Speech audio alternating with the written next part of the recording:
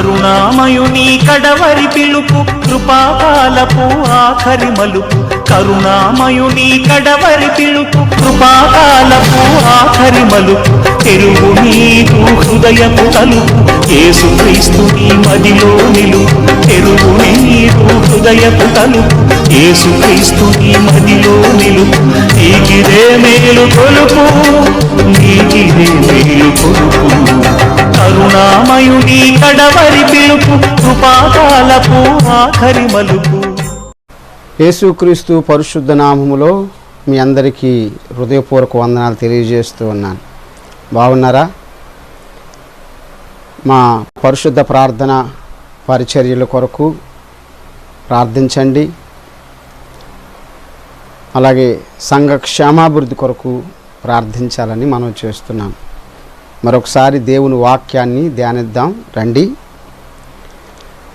అపోస్తుడైన పౌలు రోమీయులకు రాసిన పత్రిక 8వ అధ్యాయము 28వ వచనాన్ని చదువుదాం.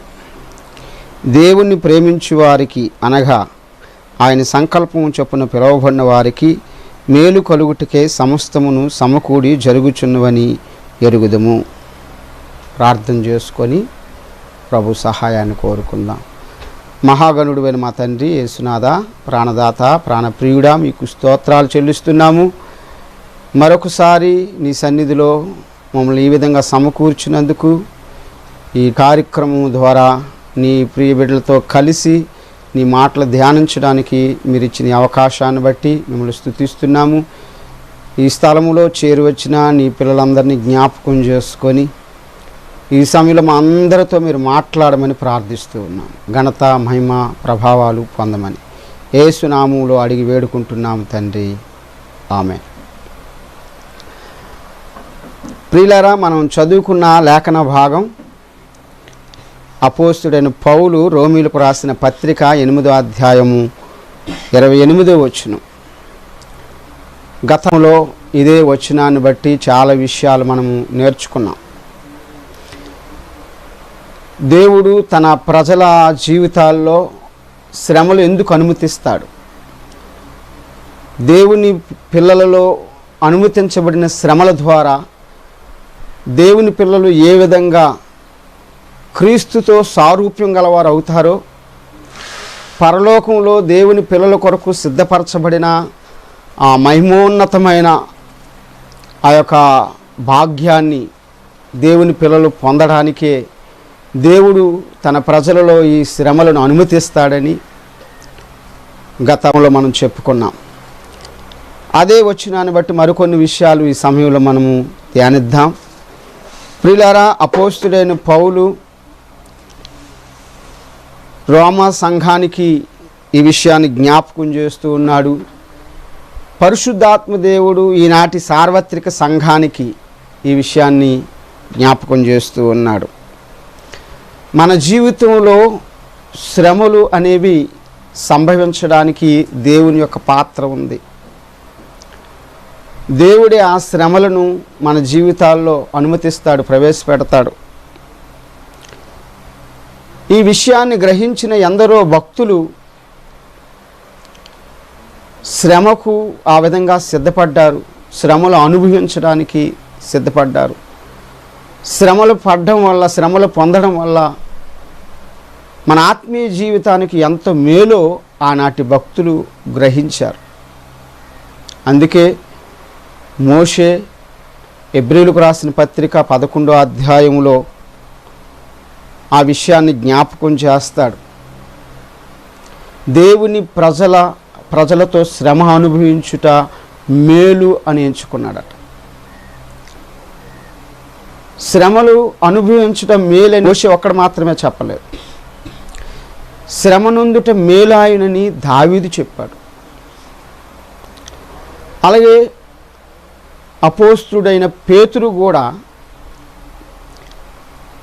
క్రీస్తు నిమిత్తము శ్రమ అనుభవించుట అది హితమవుతుందని పేతురు తన రాసిన పత్రికలో వెల్లడి చేశాడు. శ్రమ నొందడం, శ్రమ పొందడం అది మేలు, అది మంచిది అని భక్తులు మనకి జ్ఞాపకం చేస్తూ ఉన్నారు. అందుకోసమే మన అందరినీ దేవుడు ఏర్పాటు చేసుకున్నాడని పౌలు గురించి కూడా అపోస్తుల కార్యగ్రంథంలో 9వ అధ్యాయము 16వ వచనంలో అపోస్తుడైన పౌలు ఎన్నుకోబడడానికి, దేవుడు ఏర్పాటు చేసుకోవడానికి మూల కారణం అక్కడ చెప్పబడింది. ఇతడు నా నామము కొరకు ఎన్ని శ్రమలను అనుభవింపవలనో నేను అతనికి చూపిదినని అతనితో చెప్పెను. పౌలు ప్రారంభ దశలో క్రీస్తు మార్గములో నడుస్తున్న వారందరినీ వ్యతిరేకించాడు, హింసించాడు. కానీ ఆ తర్వాత కాలంలో యేసుక్రీస్తు ప్రభు పౌలుని దర్శించిన తర్వాత ఆ దమస్కా మార్గములో పౌలు మార్పు చెందాడు. అనేకులు ప్రాణాలు తీసిన ఆ సౌలు అనబడేవాడు తర్వాత ప్రాణాలు పోసే పౌలుగా మారిపోయాడు. ఆ పౌలు కోసము ప్రార్థించడానికి వెళ్ళిన అననీయతో ప్రభువే ఏం చెబుతున్నాడంటే, నేను అతన్ని ఏర్పాటు చేసుకున్నాను, అతడు నా నామము కొరకు ఎన్ని శ్రమలు అనుభవించవలెనో నేను అతనికి చూపుతాను అన్నాడు. దేవుని నామము కొరకు, ప్రభువు కొరకు ఎన్ని శ్రమలు అనుభవించాలో దేవుడే ముందుగా పౌలు విషయంలో నిర్ణయించాడు. ఒక పౌలు పట్ల మాత్రమే దేవుని యొక్క సంకల్పం అట్లా ఉందా? కాదు. దేవుని ప్రజలందరి పట్ల కూడా ఆయన యొక్క పద్ధతి అదే. మనందరి పట్ల దేవునికి ఒక మంచి ప్రణాళిక ఉంది. మనందరి జీవితాల్లో మనం శ్రమ అనుభవించడానికి, దేవుడు మన జీవితాల్లో శ్రమలు అనుమతించడానికి మూల కారణం అదే. దేవుడు మన పట్ల తన కార్యాలు సంపూర్ణంగా జరిగించడం కోసం ఆ విధమైన శ్రమలు మన జీవితాల్లో అనుగ్రహించాడు. ప్రియులారా, మన పూర్వీకులు పెద్దలు ఒక మాట సామెతలాగా పలకడం మనకి జ్ఞాపకం ఉంటుంది. ఏం జరిగినా అది మన మంచికే, ఏం జరిగినా అది మన మేలు కొరకే అని మన పెద్దలు పూర్వీకులు మాట్లాడడం చాలాసార్లు విన్నాం. మన పూర్వీకులు కొంత సత్యాన్ని గ్రహించారు. మన జీవితాల్లో దేవుడు అనుమతించిన ఏ శ్రమ అయినా, ఇరుకైనా, ఇబ్బంది అయినా వాటి ద్వారా అది మేలే జరుగుతుంది, అది మన మంచికే, దేవుడు అలా చేస్తాడు అని మన పూర్వీకులు అనుభవించి చెప్పిన సారాంశం చాలాసార్లు మనము విన్నాం. నేను చాలా రోజుల క్రితం ఒక చక్కటి ఒక స్టోరీ విన్నాను. అది జరిగిందో లేదో తెలియదు, కానీ ఒక దేశాన్ని పరిపాలిస్తున్న రాజు, అతని దగ్గర ఉన్న మంత్రి, ఇరువురు దేవుని యెడల భయభక్తులు కలిగి జీవించేవారట. వారిరువురు దేవుని మందిరానికి వెళ్ళడం, దేవుణ్ణి ఆరాధించడం, స్తుతించడం, వాళ్ళ మట్టుకు వాళ్ళు దేవుని విషయంలో చాలా నమ్మకంగా ఉన్నారు. ఒకరోజు రాజుగారి యొక్క కాలు బొటన వేలు తెగింది. ఆ కత్తి పదును పెడుతున్నారు. ఆ బొట్టల వేలు తెగగానే ఆయన రాజుగారు కాబట్టి రాజదర్బారులో ఉన్న ప్రముఖులు, కవులు అందరూ కూడా రాజుగారిని పరామర్శించడానికి వచ్చారు. అందులో మంత్రి గారు కూడా రాజుగారిని పరామర్శించడానికి వచ్చి రాజుగారి యొక్క బొటన వేలు తెగడాన్ని బట్టి మంత్రి గారు అన్నారు, అయ్యా, ఏం చేసినా అది ఏం జరిగినా మన మేలు కోసమే, మీరు బాధపడకండి అని రాజుగారిని ఓదార్చడం కోసం మంత్రి గారు ఆ మాట పలికారు. కానీ రాజుగారికి కోపం వచ్చింది. నా కాలు బొట్టల వేలు తెగడం అది నా మంచికా, అది దేవుడు చేసిన మేలా అని రాజుగారి కోపం వచ్చి వెంటనే మంత్రి గారిని చెరసాలలో వేయమని ఆజ్ఞాపించాడు. మంత్రి గారిని చెరసాలలో వేసిన తర్వాత కొన్ని రోజులకు రాజుగారు వేటకి వెళ్దామని బయలుదేరారు. సాధారణంగా ఎప్పుడు వేటకు వెళ్ళినా మంత్రి గారిని తీసుకొని వెళ్ళేవాడు రాజుగారు. కానీ మంత్రి గారి మీద ఉన్న కోపంతో అతన్ని చెరసాలలో వేశాడు కాబట్టి రాజుగారు ఒక్కరే వేటకి వెళ్ళారు. మంత్రి గారు సలహాలు ఏమీ లేని కారణం చేత రాజుగారు అడవిలో చాలా లోపటికి ఆ వేటకు వెళ్ళినప్పుడు అక్కడున్న కొందరు కోయదొరలు కొండ వాళ్ళు రాజుగారిని పట్టుకున్నారు. రాజుగారిని కట్టి వాళ్ళ దేవతకు బలి ఇవ్వడానికి పూనుకున్నారు. రాజుగారికి చాలా భయం వేసింది. దేవుడికి ప్రార్థన చేస్తున్నాడు. తప్పించుకునే అవకాశాలు అయితే ఏమీ లేవు.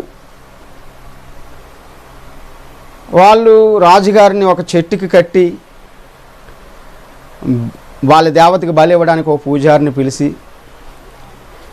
రాజుగారిని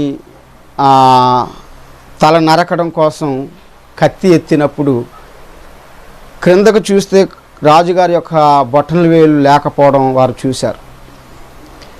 వాళ్ళు అనుకున్నారు, మన దేవతకి ఇతన్ని బలి ఇవ్వడం, ఇతడు యోగ్యుడు కాదు, ఇతని బొట్టల వేలు తెగిపోయింది కాబట్టి ఇలాంటి వాడిని మన దేవతకి బలి ఇవ్వకూడదని చెప్పి అతన్ని వదిలేశారు. రాజుగారికి ఆనందం ఆశ్చర్యం ఒకేసారి వచ్చాయి. చాలా సంతోషించాడు.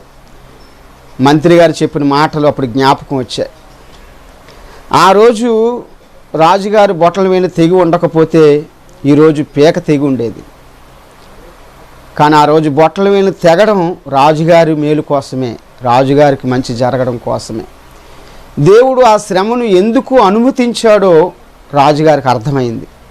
నేనే అనవసరంగా ఆవేశపడి మంత్రిని చెరసాల్లో వేసానని చెప్పి రాజుగారు తిరిగి వెళ్ళి మంత్రి గారిని విడిపించి అసలు ఏం జరిగిందో రాజుగారు మంత్రి గారికి చెప్పారు.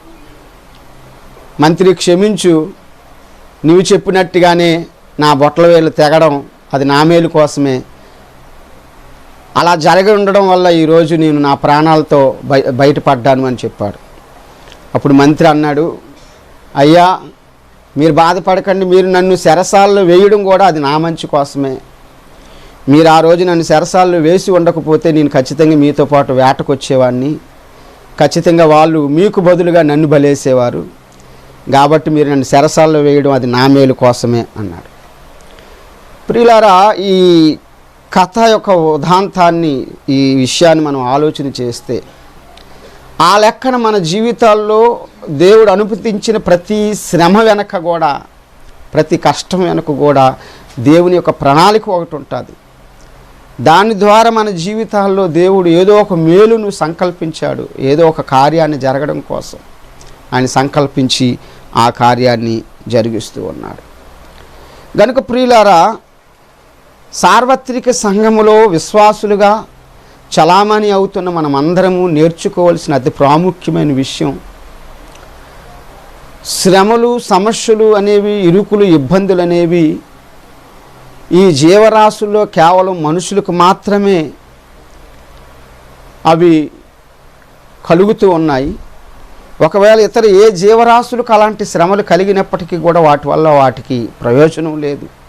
అందులో దేవుని పిల్లలకు ఎక్కువగా శ్రమలు రావడం ద్వారా దేవుడు ఆ శ్రమలకు తగిన ప్రతిఫలాన్ని దేవుడు మనకిస్తాడు. ప్రకటన గ్రంథంలో అన్నాడు, అన్యాయం చేసిన వాడు అన్యాయం చేయని, పరిశుద్ధంగా ఉండినవాడు పరిశుద్ధంగా ఉండని, నేను త్వరగా వస్తున్నాను, ఎవరి క్రియల చొప్పున వారికి ప్రతిఫలం ఇస్తాను అని. నీతి కొరకు శ్రమ పడితే, దేవుని కొరకు, దేవుని రాజ్యం కొరకు, సువార్త కొరకు మనం శ్రమ పడితే దానికి సంబంధించిన ప్రతిఫలం అనేది మనకుంది. యేసు ప్రభు ప్రియ శిష్యుడైన పేతురు ప్రభువుని అడుగుతాడు కదా, ప్రభువా నీ కోసం సమస్తమును విడిచిపెట్టాం కదా, మా సంగతి ఏమిటి అని అడుగుతాడు. మార్కు సువార్త 10వ అధ్యాయము 28వ వచనం, పేతురు, ఇదిగో మేము సమస్తమును విడిచిపెట్టి నిన్ను వెంబడించితిము కదా అని ఆయనతో చెప్పసాగాను. అందుకు యేసు ఇట్లను, నా నిమిత్తము సువార్త నిమిత్తమును ఇంటినైనను అన్నదమ్ములనైనను అక్కజండ్రులనైనను తల్లిదండ్రులనైనను పిల్లలనైనను భూములైనను విడిచిన వాడు ఇహమందు హింసలతో పాటు 100 ఇండ్లను అన్నదమ్ములను అక్కజండ్రులను తల్లులను పిల్లలను భూములను రాబోవు లోకమందు నిత్యజీవమును పొందుదరని మీతో నిశ్చయముగా చెప్పుచున్నాను. యేసుక్రీస్తు ప్రభువారు తను వెంబడిస్తున్న జనసమూహానికి ఆయన ప్రకటించిన అతి ప్రాముఖ్యమైన సందేశం ఇదే. నా నిమిత్తము సువార్త నిమిత్తము అబద్ధముగా జనులెల్లా చెడ్డ మాటలు పలుకున్నప్పుడు అప్పుడు ఆనందించండి, సంతోషించండి. ఎందుకంటే పరలోకమందు మీ ఫలము అధికమవుతుంది. ప్రభు నిమిత్తం సువార్త నిమిత్తం నష్టపోయామా? కష్టపడవలసి వచ్చిందా? ఏమైనా కోల్పోవలసి వచ్చిందా? శ్రమ పడవలసి వచ్చిందా? హింసింపబడవలసి వచ్చిందా? అవమానాలు పొందామా? భయపడొద్దు, ఆనందించాలి. దాని ద్వారా మనం ఎంతగానో దీవించబడతాము, ఆశీర్వదించబడతాము. మన జీవితంలో ఎదురవుతున్న ఈ శ్రమలు మన మేలు కోసమే, మనకి మంచి జరగడం కోసమే. పూర్వం జరిగిన ఒక సంఘటన ఈ సమయంలో నేను జ్ఞాపకం చేస్తాను. ఒక దీన తల్లి ఒంటరిగా జీవిస్తుంది. తన కొడుకు చాలా దూర ప్రాంతంలో ఉన్నాడు. ప్రతి సంవత్సరం ప్రతి నెల మనీ ఆర్డర్ పంపించేవాడు. ఆసారి మరి మనీ ఆర్డర్ లేదు. ఆ సమయంలో ఆమెకి ఒక విపరీతమైన కడుపు నొప్పి వచ్చింది. ఆమె ఆ నొప్పిని తగ్గించుకోవడం కోసం డాక్టర్ దగ్గరికి వెళ్దామంటే ఆమె దగ్గర డబ్బులు లేవు. చివరికి ఏం చేయాలో అర్థం కాలేదు. తినడానికి కూడా చివరికి డబ్బులు లేని కారణాన ఇంట్లో ఒడ్లు కాసుకొని గంజి తాగింది. కొన్ని రోజులు కడుపు నొప్పి తగ్గింది. ఆ తర్వాత మనీ ఆర్డర్ వచ్చింది. ఆమె ఆశ్చర్యపోయింది. కడుపు నొప్పి ఉన్నంతకాలం మనీ ఆర్డర్ రాలేదు, ఇప్పుడు వచ్చింది. సరే ఎందుకైనా మంచిది డాక్టర్ దగ్గరికి వెళ్దామని డాక్టర్ దగ్గరికి వెళ్ళి అసలు విషయం అంతా చెప్పింది. డాక్టర్ గారు ఆమెని చెక్ చేసి డాక్టర్ గారు ఏమన్నారంటే, అమ్మ నీకు ఆ రోజు కడుపు నొప్పి ఉన్నప్పుడు డబ్బులు రాకపోవడం మంచిదైంది. ఆ మనీ ఆర్డర్ రాకపోవడం వల్లే నువ్వు ఒడ్లు కాసుకొని గంజి తాగావు కాబట్టి ఆ కడుపు నొప్పి తగ్గింది. నీకు మనీ ఆర్డర్ వచ్చి ఉంటే ఇంకా మంచి ఫుడ్ మంచి భోజనం తినేదానివి, నీ కడుపు నొప్పి ఎక్కువై ఉండేది అని చెప్పగానే ఆమె ఆశ్చర్యపోయి ప్రభువును స్తుతించింది.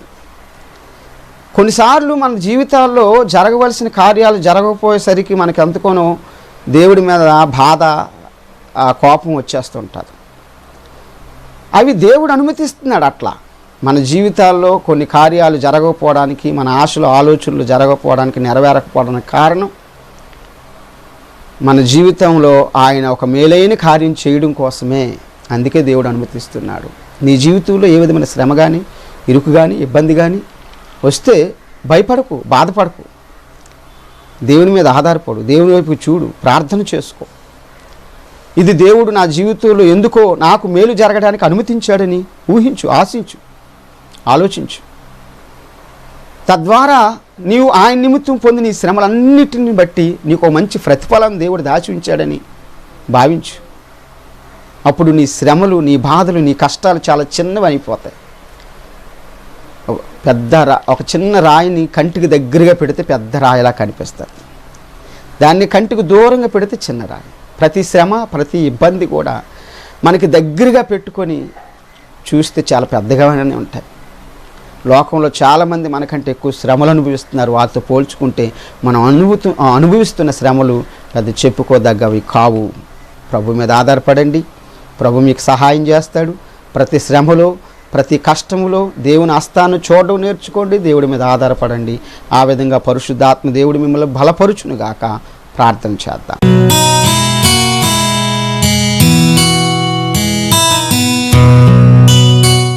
ప్రేమ కలిగిన తండ్రి యేసయ్య, నీకు వందనాలు. ఈ సమయంలో నాయనా నీ పిల్లలందరి కోసం ప్రార్థిస్తున్నాం. మా అందరినీ మీ చేతులకు అప్పగించుకుంటున్నాం. అవును, మా జీవితాల్లో అనేక మారులు వస్తున్న శ్రమలకు, సమస్యలకు భయపడి మేము అనేకసార్లు కృంగిపోతూ ఉన్నాం. ఈరోజు మీరు మాతో మాట్లాడారు. ఈ శ్రమలు, ఈ సమస్యలు మా జీవితంలో మాకు మేలు జరగడానికి నువ్వు అనుమతిస్తున్నావని దేవ మాకు అర్థమైంది. ప్రతి శ్రమను, ప్రతి సమస్యను సహించి భరించగలిగే శక్తిని మాకు దయచేయమని యేసు నామములో అడిగి వేడుకుంటున్నాం తండ్రి. ఆమేన్. Praise Lord. Thank you.